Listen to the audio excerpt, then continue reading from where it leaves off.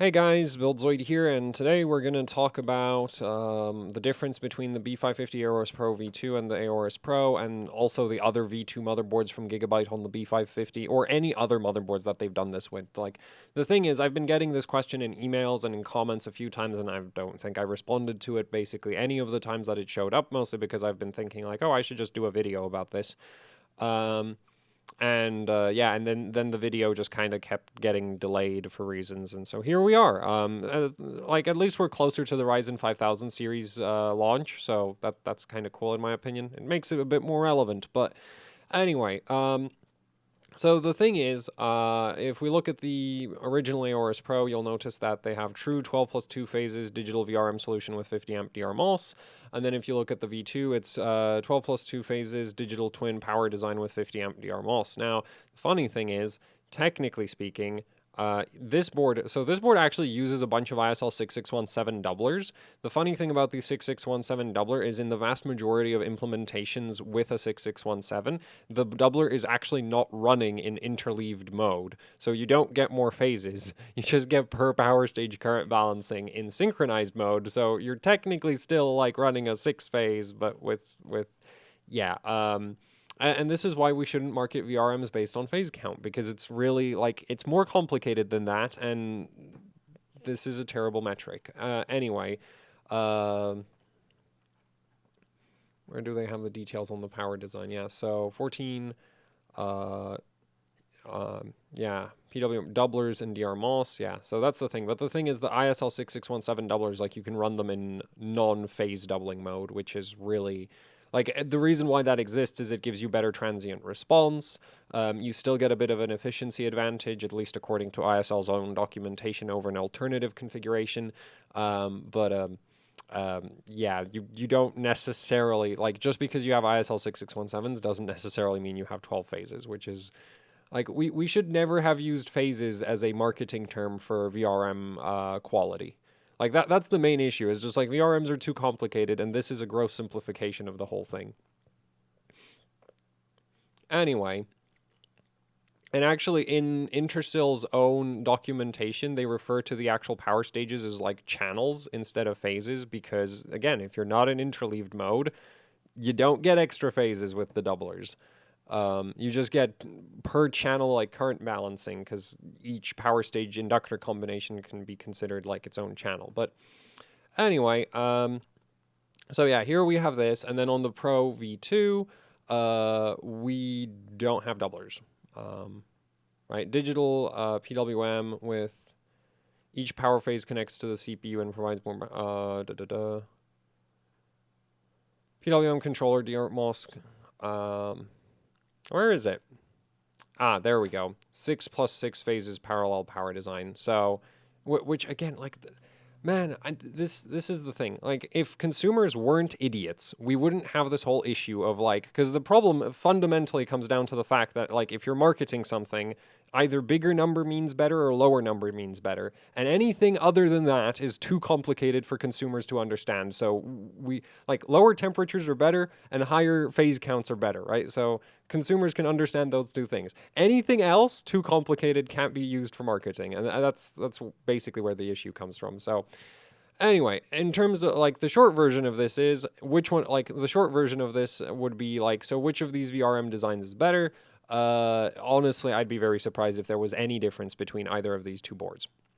Let's put it that way. Now, there might, like, if anything, this being a newer design might have a slight improvement. Just maybe they did some adjustments to make this design run better since the original design. But yeah, without actually testing them, from a pure hardware perspective, there's no reason that this would have to perform worse than this. So yeah, like if I was buying a B550 Gigabyte motherboard, or actually like the Aorus Pro, in one of my opinion, like in my opinion, is just straight up one of the best B550 motherboard options out there. I really like the feature set. Yeah, I would go for this. Like, I would just straight up go for this board. I think they actually added an internal USB Type-C on this, which the old version didn't have. Pretty sure that's the other difference. Yeah, they added a Type-C connector internally. So, yeah, there's just no reason to get the V1 in my opinion, over the V2. Now let's talk about why there's very little reason to get the V1 over the like why there's basically no reason to get the V1. Uh, well, no, there's like the thing is again, it's like I've not actually tested those two boards, but I would assume that they like Gigabyte did the necessary work to get the boards to perform at least the same, if not have the V2 perform better, right? Like it's not that difficult. So, let's talk a little bit about because the thing is like there's with VRMs there's lots of different ways to come to the exact same level of performance, which yeah, like that again, why phase count is a terrible way of measuring VRM performance is like you can make a terrible 16 phase. Ask Zotac how they do that. Um, anyway, let's get into it. So basically, the difference in the actual configuration between the Pro and the Pro V2, and this also goes for all the other V2 motherboards from Gigabyte. Like they also have an Elite V2. There's also an MATX Pro P, which has a uses the new VRM design style. And the thing is, like Gigabyte's just using the same VRM configuration that you see on like MSI and Asus motherboards for a while now. Which I think actually MSI was the first to put power stages in parallel, but anyway, so basically the way this works is you have your controller and it has your, PWM outputs for each of the phases. So you might have like P1, P2, P3, P4, P5, and then finally phase 6, which would be P6.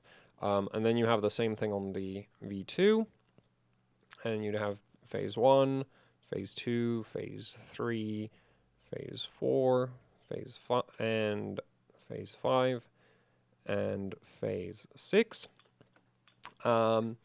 And so the controller can, control each of these phases independently and adjust the PWM signal for each of them basically independently. Anyway, and now the difference is what the PWM signal goes to from the controller. So on the original Pro, this would go into a doubler. So we're going to put a D on that, and that would be a 6617 from Intersil. And apparently the main reason why Gigabyte did this switch from the Pro to the Pro V2 is Intersil stopped making 6617s, or there's not enough supply of 6617s, one of the two. I would lean towards Intersil just not making them anymore, because here's the thing is just like, if you run a 6617 in synchronized mode, it doesn't really have any advantage over just not having a 6617 at all. So anyway, you have your doubler, and that finally goes to your actual power stages. So you end up with something like that. Now on the Pro V2, you just sort of take your phase and, you take your PWM signal and you just kind of smash it directly into two power stages without doing anything else to it, right?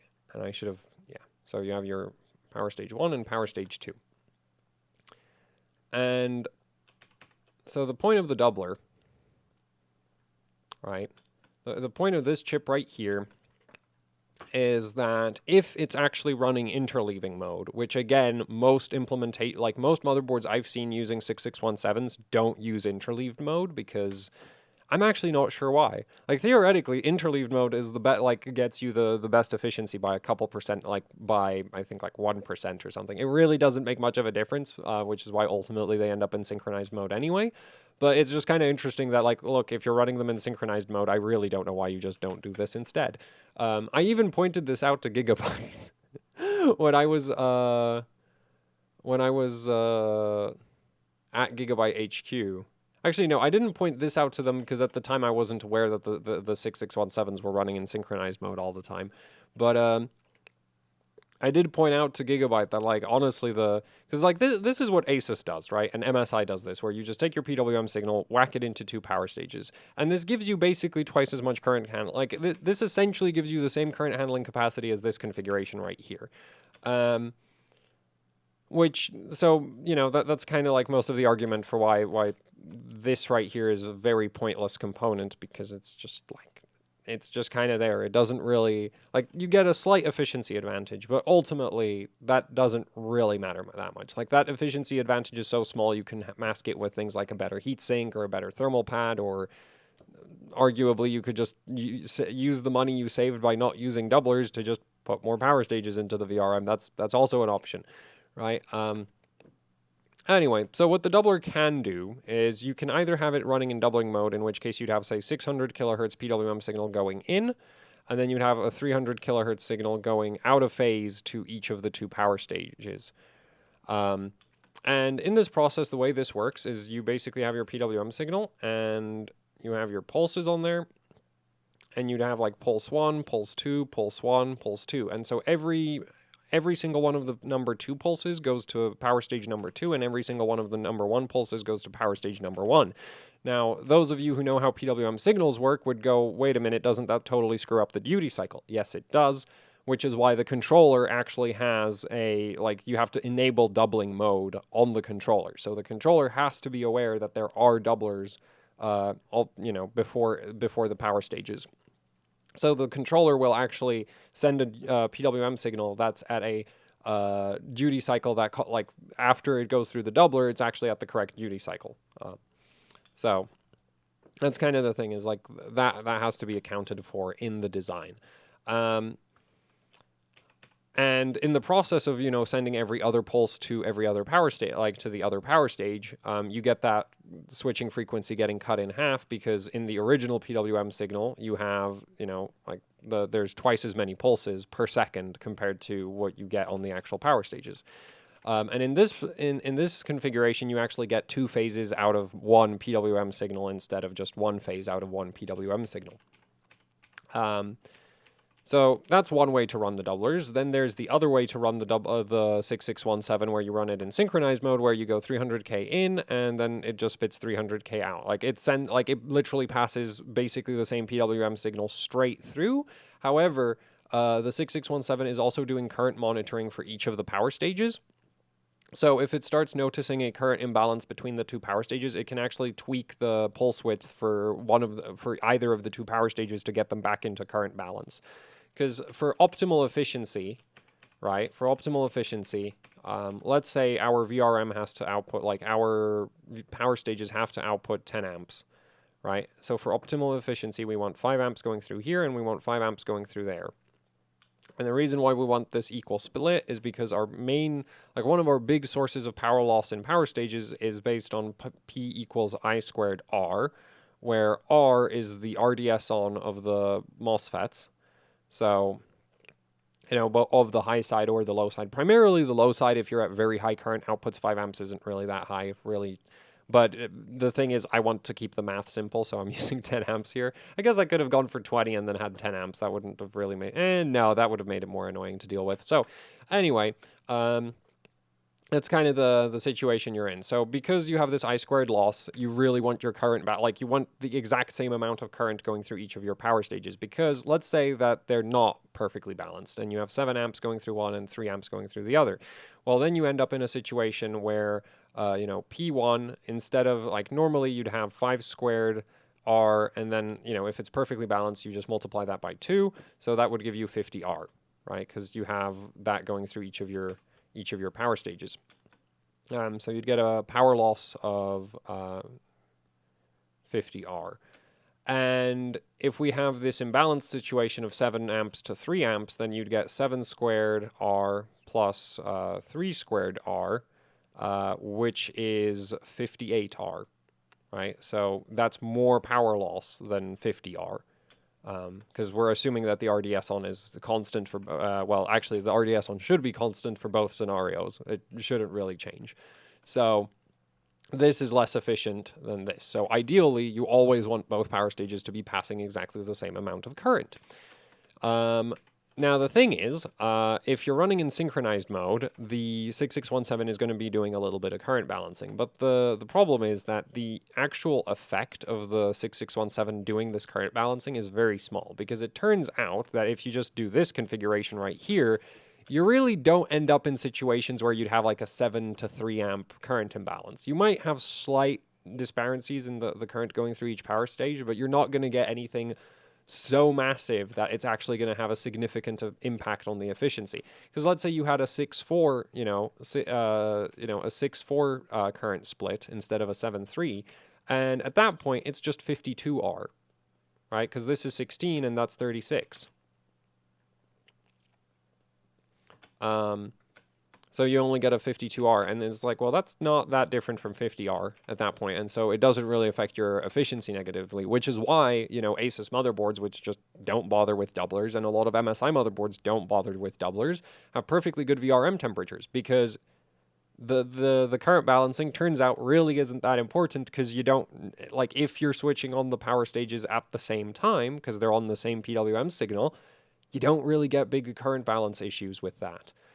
Whereas you might get major current balance issues if you actually have the doubler running in interleaving mode. But, that's not a concern here because there's no doubler.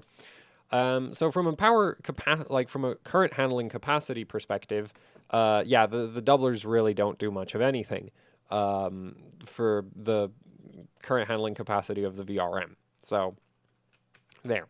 So that's one sort of like honestly, I have to wonder why the well, actually no. The thing is, the 6617, right, in its documentation very specifically says that the synchronized switching mode is primarily meant for transient response optimization. So the doubler can actually go between interleaved and and synchronized mode on the fly. So you could basically have a VRM where the 6617s run interleaved mode, and then when there's a big transient load, they can switch into synchronized mode to give you better transient response for a couple, like one. Actually, normally you just go for like one PWM cycle. And so after that one cycle, you can come back out of synchronized mode and get your, fully interleaved efficiency back. The thing is, because there's such a small difference between the efficiency of synchronized and interleaved mode, it's just like, well, why don't you just leave them in synchronized mode? Also, there's a bunch of design, there's extra design complexity if you're going to have the dynamic phase count going on. Because basically, what this does, like going from interleaving to synchronized mode, and I'm not going to write out interleaving, it takes too long, but going between, actually, we're just going to call it int to sync. So in this transition, you go from like 12 phases to 6 phases. The thing is, like, this transit, like, so you can get like the benefits of 12 phase during steady state, and then the benefits of having your power stages and your inductors in power, like because it gives you a higher current slew rate for reasons I don't want to get into. It can get better transient response in this mode, because the thing is, normally if you have a multi-phase controller and there's a big transient event happening, what it'll do is it'll actually turn on multiple phases at the same time on its own. Essentially, your 4-phase VRM can temporarily really turn into like a single phase to deal with a big transient event.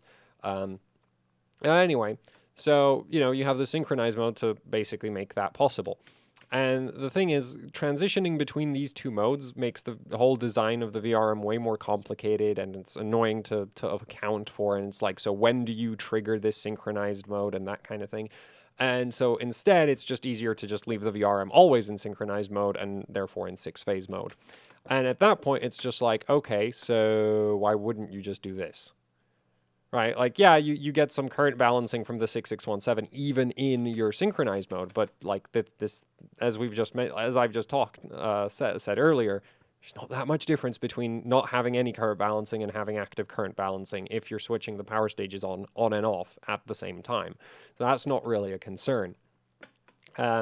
So yeah, from a power handling perspective, not much of a benefit. Now, one of the benefits that you do get running in 12-phase mode over 6-phase mode, right? Because that's the thing, is like if your 6617 is synchronized, then you're in 6 phases, it behaves like this, except a little bit, ever so slightly more efficient. And when I say ever so slightly more efficient, it's just like, again, a slight heatsink design change would make a difference. Like, it's margin of error in terms of actual operating temperatures on the VRM in terms of what effect this has. So that's why it doesn't really make sense to run 6617s in synchronized mode. I think there's also a chance that Intersil didn't support, didn't necessarily have support for this configuration, because this actually also still requires some settings on the controller to work. There's a if you go into the various international rectifier controllers, you'll actually have different doubling modes, and one of them is literally called like Asus mode, specifically for this configuration. But anyway, so you have So the thing that having 12 phases helps you with is you get less input ripple and you get less output ripple. Because the thing is, if we're in 12 phase mode, then we switch 5 amps on and then we switch the other 5 amps on. And when I say switch on, I mean connect the high, like we turn on the high side MOSFET. The low side MOSFET is turned on basically all the time. Like the low side MOSFET is turned on whenever the high side MOSFET is turned off. So we're mostly focusing on the high side MOSFET turning on here, not the low side. So, you switch on your high side MOSFET and that connects this. You basically get a 5 amp current spike on the 12 volt power plane, and then you get it again, on the other power stage. And since you basically get two 5 amp current spikes through each PWM cycle from this phase, or well, from these two phases, right? So you basically get little spikes, and you get them very frequently. Now, if we switch both of these power stages on at the same time, what it does is it takes this spike and it merges them together into one bigger spike, right? Which would actually which would look more like, actually, I think it would end up looking like this. Yeah, because your switching frequency effectively goes down as well. So you end up with something like that. Right, and so you get more input ripple. You also technically get more output ripple, but the output ripple, like the thing is, your VRM output basically looks like this, regardless of how many phases it has, and then you have a transient, and that happens. So basically the output ripple of the VRM is irrelevant. The steady state output ripple of the VRM just doesn't matter. The only thing that really matters is the transient response. And this is from the CPU and not from the VRM, so, the VRM... the VRM design can change this, but it's not ripple. It's just how quickly can the VRM respond to a transient. So that's unrelated to if you have arguably doublers can actually make that spike worse. And then your capacitor configuration can make it better, but not going to get into that. Man, this is the thing. I didn't really want to get into that topic. I have videos talking about transient response. Go watch those. In VRMs. So anyway, so you have more input ripple if you have a lower phase count. Now, the thing is, you can compensate for that by just putting more capacitors on the input. So that's kind of the thing is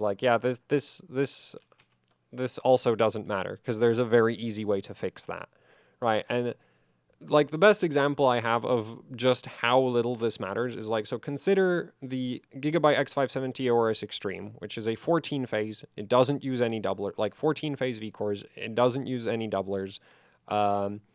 And yeah, so 14 phase, no doublers. And compare that to the Crosshair 8 formula, which is a 7 phase, no doublers. And so you'd think the Crosshair 8 formula would have significantly more input ripple.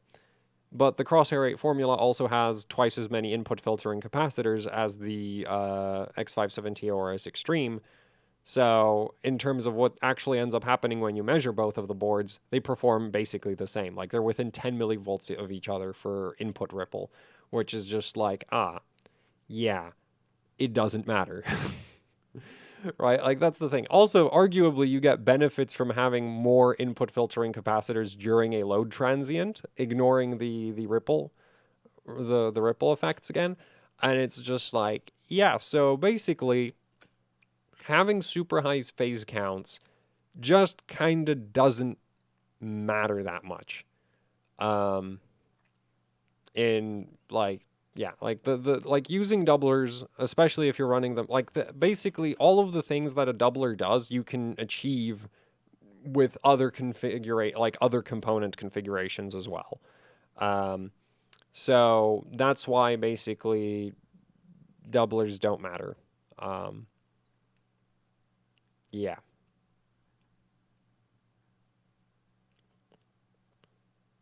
The funny thing, and that's the thing is just also with the whole, 14 phase V core on the X570 ORS Extreme, it's in terms of real world performance, it really doesn't make much of a difference either, which is kind of well, yeah. Which, to be completely honest, I was kind of expecting to see that when I was doing the testing, though I was actually expecting the formula to lose on the input ripple because at the time I wasn't aware of the big disparity in input filtering capacitors. I really thought that the Extreme had a similar number of input filtering capacitors to the formula, but they don't. Like, it's not even remotely close. So, yeah, that's kind of the thing. Is just like the like Gigabyte removing the doublers. As far as I'm concerned, it doesn't really make a difference. It does mean that technically it's not a 12 phase. Well, not even technically. It's just straight up not a 12 phase. I mean, it really wasn't a 12 phase before, assuming the 6617 were in synchronized mode. Because again, like the thing is, if you're in synchronized mode, you still get that. You still get this, right? Like synchronized mode does that as well. And this configuration also does that. So synchronized mode both do that. And interleaved mode is the one that gives you the less input ripple, but it's just like, we could also just whack more input filtering capacitors on it, which you can fund after you've got rid of, like the 6617 doubler is actually relatively expensive by doubler standards. So yeah, if you threw all of those out, you could probably afford a couple extra input filtering capacitors. So that's kind of the thing, is just like, many ways to come to the same results. Yeah. Now, one thing that I do think is actually really neat about doing your extra power stages this way instead of relying on doublers is that there's nothing stopping you from doing like 3 power stages per phase. Or 4. And technically there are quadruplers, and the ISL 6617 can actually be cascaded, so you can have like 3 6617s to get 4-phase output at the end if they're all interleaving. So you can go from like a 6-phase into a bunch of 6617 in interleaving mode. That gets you to 12 phases. Those 12 phases then can go into another set of 6617s in interleaving mode, and you can go all the way up to 24 phases. It's just like, again, there's no good reason to do that, because yeah, sure, your steady state operation is going to be great, but steady state kind of isn't. Like, steady state isn't difficult to do even with like much lower phase counts. Yeah, but there's no such thing as a tripler. So basically doing this is way more flexible. Theoretically, you could also go up to like 5 or 6 power stages per phase. Though I would assume at some point you might hit a limit of what the actual like PWM signal driving circuitry inside the controller is capable of dealing with. Like, if you just keep stacking power stages, at some point the PWM signal is going to start having problems with it. But yeah, from a purely like logical from logic perspective, there's really nothing stopping you from just stacking power stages forever. At some point it might get kind of impractical, but there are motherboards, like Asus has a bunch of motherboards that go all the way up to 3 power stages per phase quite regularly. Like this right here, you would see that on the X570 Tough, right? The X570 Tough does that. It works really well. The X570 Pro, like there's a Prime board that also does it because it shares the same PCB and VRM as the Tough. So yeah, that's a thing. And then there's also, Asus has actually built a motherboard where they had 4 power stages per phase, and that was the Dominus Extreme, where they have 32 power stages, but on an 8-phase controller, and there's no doublers, there's no quadruplers, it's just lots and lots of power stages in parallel. And there are other benefits to this configuration. Well, basically all of the benefits you get here are the same benefits you'd get in synchronized mode with a 6617, except this is cheaper to do because you've just eliminated this component. Like this technically has ever so slightly worse efficiency, but when I say ever so, like I should have just pulled up the documentation for the 6617. You know what? I'm going to do that. Let's grab the data sheet for a 6617, assuming I can find it. I can. Ta-da! So, we scroll through here. Yeah, so here you can see how so this is how you get your multiple phases. So interleaving mode, right? You get your, you can see how the duty cycle just gets completely butchered, but the controller has to account for that.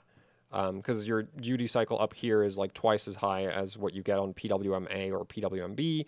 And then here, like the thing is, these are graphics to just show you how the controller is behaving. So this isn't necessarily, like, you're not actually going to go from this to this. This is a really bad idea. Like this would give you a completely different output voltage compared to this configuration. But anyway, so that's how the doublers actually work. Oh, and here you can see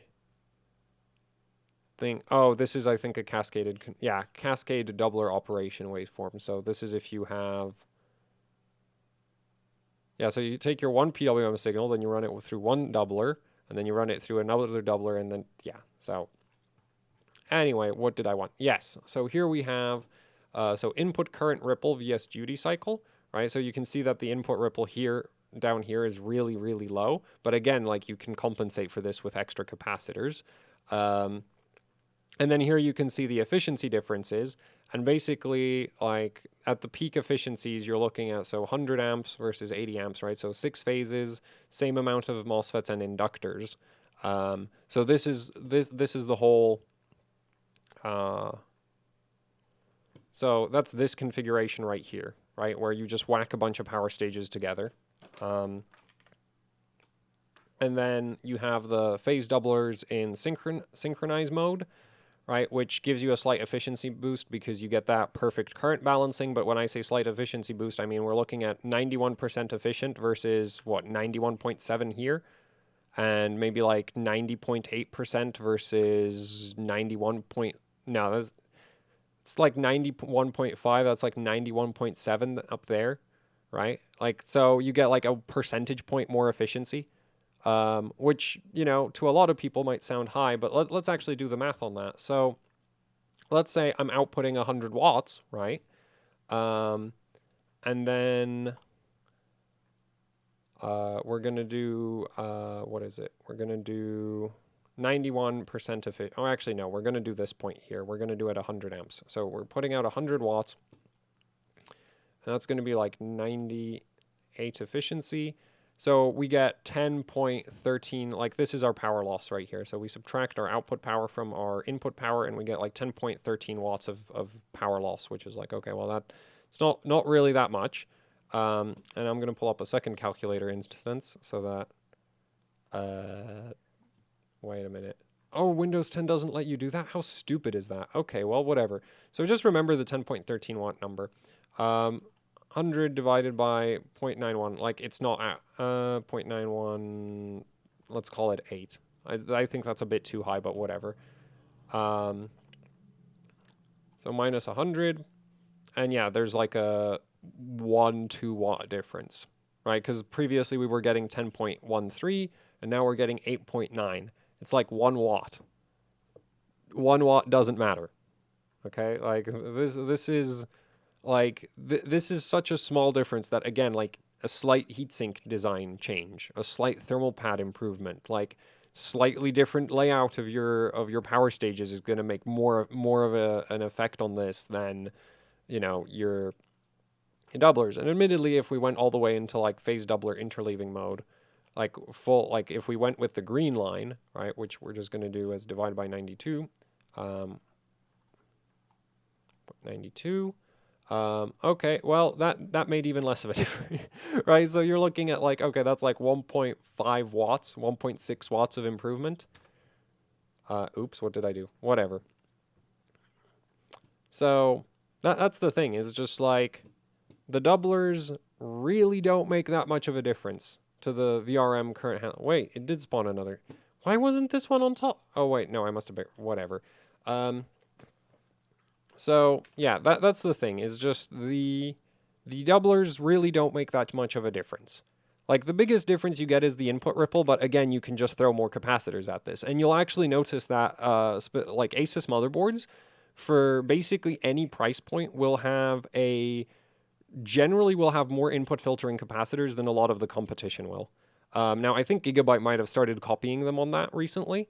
But in the past, at least, like you would always get, like, as I said, like on X570, the Crosshair 8 formula has 8 input filtering capacitors, like the big input filtering capacitors. There's smaller multi-layer ceramics, but those are necessary as well. And and you don't really see like big differences with that. ASRock also has like really substantial input filters, but I think the main reason why they do that is because they don't have input filtering inductors for some reason, which honestly might actually be better because the input filtering inductor just seems like like more well, I'm not sure how it works out. Technically, capacitors do have efficiency costs to them, but I'm pretty sure a bunch of extra capacitors is better than the power loss through an inductor.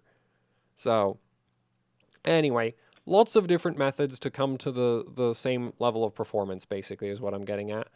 And yeah, the doublers on the V2, this is why Gigabyte has gone from, well, part of it is the doublers are no longer available because Gigabyte really wanted to keep the true 12 phases marketing. But I mean, not having phases didn't stop them, did it? Oh man. But yeah, in terms of actual performance, it just doesn't matter. Or yeah, it really shouldn't. It doesn't like the. I don't want to say it definitely doesn't matter, but the thing is, without actually measuring both of the boards, I don't like making statements without having absolute proof, right? And I've not measured these two boards, but on paper, it really shouldn't make a difference. And if there is a big difference between these two motherboards, then it's not a problem of removing the doublers, it's a problem of Gigabyte screwed something else up in the process of removing the doublers. Is that impossible? No. But is it very unlikely? Yes. Right? Like, putting power stages in parallel like this is not a new thing. MSI does it, Asus does it, Asus does it a hell of a lot, right? Like, it really, like, this shouldn't be difficult to implement at this point. So yeah, that's basically all I have to say on this. And I guess that's it. So thanks for watching. Like, share, subscribe, leave any comments, questions, suggestions down in the comment section below. If you'd like to support what I do here with actually hardcore overclocking, I have a Patreon. There's a link to that down in the description below. There's also the AHOC Teespring store where you can support me directly. And, or, well, you're not supporting me directly through Teespring, that's through Patreon's direct. Like, Patreon basically doesn't take a cut at all. I'm actually really surprised how little of a cut they take. But yeah, if you want merch, then there's the Teespring store where you have shirts, stickers, posters, you know, the usual YouTuber merch. So yeah, that's it for the video. Thank you for watching, and goodbye.